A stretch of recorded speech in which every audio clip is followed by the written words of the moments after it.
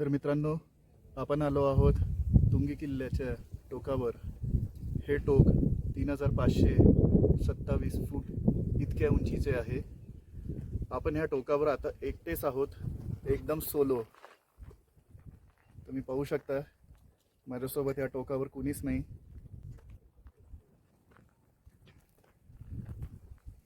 तुंग किल्ल्याच्या टोकावर एक मंदिर आहे, तुंगी देवी मंदिर।